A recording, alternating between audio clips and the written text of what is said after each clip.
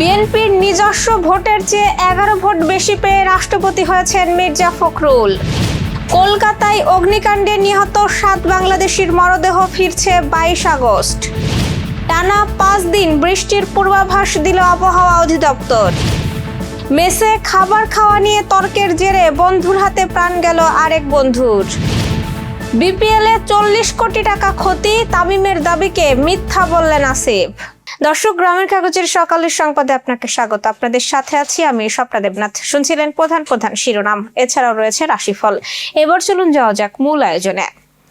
রাষ্ট্রপতি নির্বাচনে বিএনপির প্রার্থী মির্জা ফখরুল ইসলাম আলমগীর 255 ভোট পেয়ে নির্বাচিত হয়েছেন। বিএনপির নিজস্ব সংসদ সদস্যদের ভোটের চেয়ে তিনি 11টি ভোট বেশি পেয়েছেন। এর মধ্যে ইসলামী আন্দোলনের একমাত্র সংসদ সদস্য মাহমুদুল হোসাইন অলিউল্লাহর ভোটও রয়েছে। বিএনপির নির্বাচিত সংসদ সদস্যদের মধ্যে 208 জন এবং সংরক্ষিত নারী সদস্যদের 36 জন মির্জা ফখরুলকে ভোট দেন।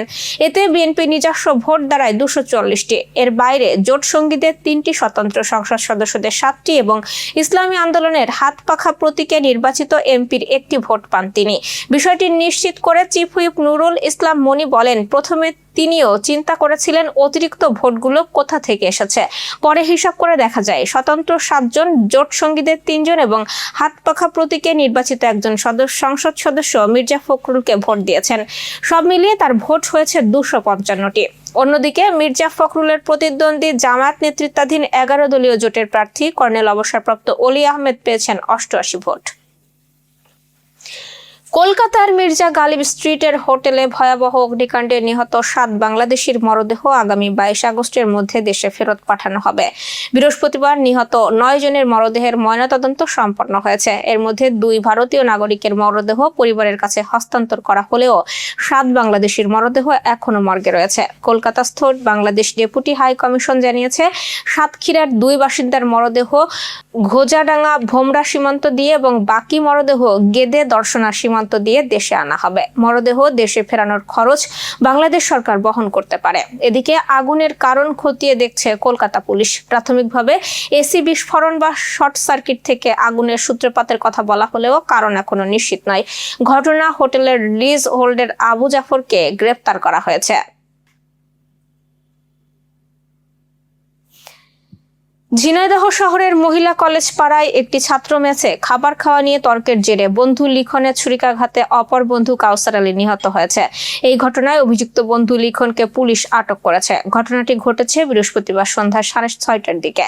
নিহত কাউসার আলী ঝিনাইদহ পলিটেকনিক ইনস্টিটিউটের 7ম সেমিস্টারের ছাত্র ও হরিণাকুণ্ডু উপজেলার চটকাবাড়িয়া গ্রামের মতিয়া রহমানের ছেলে। নিহতের স্বজন ও সদর থানার ওসি মোহাম্মদ আসাদুজ্জামান জানিয়েছেন, জেলা শহরের মহিলা কলেজ পাড়ায় আবু জাফরের বাড়িতে ছাত্র মেসে শিক্ষার্থীরা বসবাস করে আসছিল। বৃহস্পতিবার সন্ধ্যার দিকে সদরের বাড়িবাথান মাদ্রাসা ছাত্র ও শৈলমারি গ্রামের লিটু খানের ছেলে লিখন বাইরে থেকে কাজ শেষ করে মেসে প্রবেশ করে।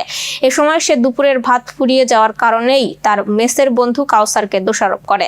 এক পর্যায়ে ভাত খেতে না পেরে উত্তেজিত লিখন তার বন্ধু কাউসারকে উপর্যুপরি ছুরিকাঘাত করে। সে সময় তার চিৎকারে স্থানীয়রা এগিয়ে এসে উদ্ধার করে সদর হাসপাতালে নেওয়া হলে 7টার দিকে তার মৃত্যু হয়। খবর পেয়ে পুলিশ ঘটনাস্থলে গিয়ে তাৎক্ষণিকভাবে জড়িত অভিযুক্ত লিখনকে আটক করে।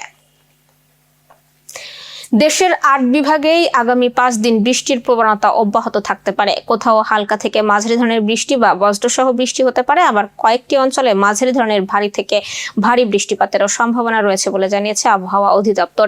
বৃহস্পতিবার আবহাওয়া অধিদপ্তরের 120 ঘন্টার পূর্বাভাসে এসব তথ্য জানানো হয়েছে। এতে বলা হয়, মৌসুমী বায়ু বাংলাদেশের উপর মোটামুটি সক্রিয় এবং উত্তর বঙ্গোপসাগরে মাঝারি অবস্থায় রয়েছে। এর প্রভাবে ঢাকা, ময়মনসিংহ, রংপুর, রাজশাহী এবং সিলেটের কোথাও কোথাও মাঝারি ধরনের ভারী থেকে ভারী বৃষ্টি হতে পারে। পূর্বাভাসে আরো বলা হয়, রংপুর, ময়মনসিংহ ও সিলেট বিভাগের অনেক জায়গায় এবং রাজশাহী, ঢাকা, খুলনা, বরিশাল ও চট্টগ্রাম বিভাগের কিছু কিছু জায়গায় অস্থায়ীভাবে দমকা হাওয়া সহ হালকা থেকে মাঝারি ধরনের বৃষ্টি বা বজ্রসহ বৃষ্টি হতে পারে। 5 দিন ধরে বৃষ্টিপাতের এই প্রবণতা অব্যাহত থাকতে পারে বলে পূর্বাভাস দিয়েছে আবহাওয়া অধিদপ্তর। এবছর আর বাংলাদেশ প্রিমিয়ার লিগ বা বিপিএল আয়োজন হবে না। যেন তেনভাবে বিপিএল আয়োজন করতে চান না বিসিবির সভাপতি তামিম ইকবাল, বরং সময় নিয়ে পরিকল্পিতভাবে আসর আয়োজন করতে চান। তামিম জানিয়েছেন, ফ্রাঞ্চাইজিদের নানা অনিয়ম, আর্থিক জটিলতা ও গত কয়েক বছরের লোকসানের বিষয়গুলো বিবেচনায় নিয়ে সবকিছু নতুন করে গুছিয়ে আগামী বছর বিপিএল ফেরানোর পরিকল্পনা করা হচ্ছে। তার দাবি, গত 2 বছরে বিপিএল আয়োজন করতে গিয়ে প্রায় 40 কোটি টাকা লোকসান হয়েছে বিসিবির। বিপিএল এর সাম্প্রতিক সমস্যাগুলোর পেছনে ফ্রাঞ্চাইজিদের নিয়ম না মানা ও আর্থিক দায়বদ্ধতার ঘাটতিকে বড় কারণ হিসেবে দেখছেন তামিম। কিন্তু এই লোকসানের হিসাবের সঙ্গে একমত নন অন্তর্বর্তী সরকারের আমলে দায়িত্ব পালন করা বিসিবির সাবেক পরিচালক ও জনপ্রিয় কণ্ঠশিল্পী আসিফ আকবর। সামাজিক যোগাযোগ মাধ্যমে এক স্ট্যাটাসে তামিমের কথাকে মিথ্যা দাবি করেছেন তিনি। আসিফ তার ফেসবুক আইডি থেকে লিখেছেন, বিপিএল 2 সিজনে 40 কোটি টাকা ক্ষতির ঘোষণা সর্বে মিথ্যা। সরকারের সর্বোচ্চ পর্যায় থেকে অডিটের পাশাপাশি গণশুনানি চাই। দর্শক, এবার চলুন জেনে নিই কেমন যাবে আপনার আজকের দিন, অর্থাৎ 21শে আগস্টের রাশিফল। মেষ রাশির তৃতীয় কোনো ব্যক্তির জন্য চারিত্রিক অবনতি ঘটতে পারে। সংসারে অর্থনৈতিক দিক থেকে প্রচুর ব্যয় হতে পারে।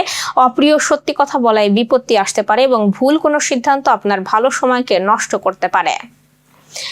বৃষ রাশি, লিভারের সমস্যায় ভোগান্তি বাড়তে পারে। সংসারে অশান্তি মিটে যাবে। সঙ্গীর সঙ্গে বিচ্ছেদের ভয় কাজ করবে এবং অফিসের ঝামেলা কেটে যেতে পারে। মামলা মোকদ্দমায় জিতে যাওয়ার সম্ভাবনা রয়েছে। অকারণে আত্মীয়র সঙ্গে ঝামেলা হতে পারে। মিথুন রাশির জীবনের মূল্যবান কোনো সিদ্ধান্ত আজ নিতে হতে পারে। সংসারের সুখ এবং শান্তি বজায় থাকবে। কোনো কাজের জন্য অনুতাপ হতে পারে। শারীরিক ক্ষমতা অনুযায়ী কর্ম করুন এবং অসুস্থ হওয়ার সম্ভাবনা রয়েছে। ব্যবসা বা অফিসে মাথা ঠান্ডা রাখুন এবং খুব বুঝে কথা বলুন। কর্কট রাশি, শারীরিক সমস্যা বৃদ্ধি পেতে পারে। আজ ব্যবসায়ের দিকে অশুভ কিছু ঘটতে পারে। দাম্পত্য কলহেরও যোগ রয়েছে।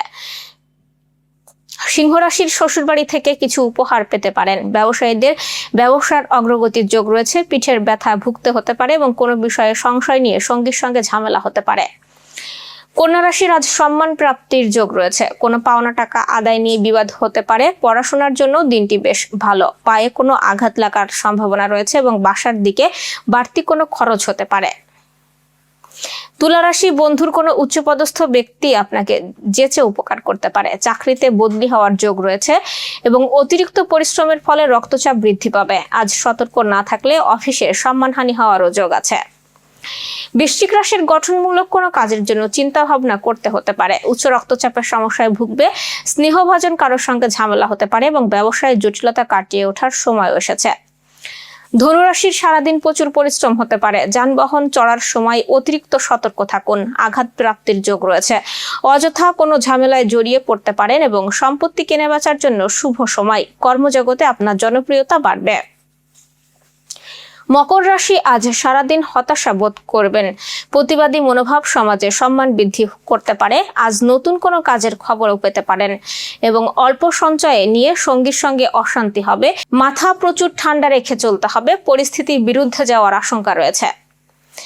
কুম্ভ রাশি, অতিরিক্ত কথার জন্য ঝামেলা সৃষ্টি হতে পারে। পড়াশোনার প্রতি আগ্রহ বৃদ্ধি পাবে। আপনার মনের কথা বলার জন্য সঠিক মানুষ পাবেন। গুরুজনদের পরামর্শ মেনে চলুন এবং প্রতিবেশীর দ্বারা ব্যবসায় উপকার পেতে পারেন এবং কারোর প্ররোচনায় পা দেবেন না। মীন রাশির, রোগে পড়ার আশঙ্কা রয়েছে। রাজনীতির সঙ্গে যুক্তদের জন্য খুব ভালো সময়। ব্যয়ের দিক থেকে আজ একটু বেশি সংযত থাকতে হবে এবং সঙ্গীর সঙ্গে মতবিরোধ কেটে যাবে। কর্মক্ষেত্রে দায়িত্ব পালন নিয়ে ঝামেলা হতে পারে। দর্শক, এই ছিল এখনকার আয়োজন। সব খবর সবার আগে জানতে ও দেখতে চোখ রাখুন গ্রামের কাগজের ইউটিউব চ্যানেল ও ফেসবুক পেজে। বিদ্যুৎ ও জ্বালানি তেল ব্যবহারে সাশ্রয়ী হন। আপনার কোনো প্রশ্ন বা তথ্য থাকলে জানাতে পারেন কমেন্টে। এতক্ষণ সাথে থাকার জন্য ধন্যবাদ। পরবর্তী খবর দেখুন বেলা 2:30টায়।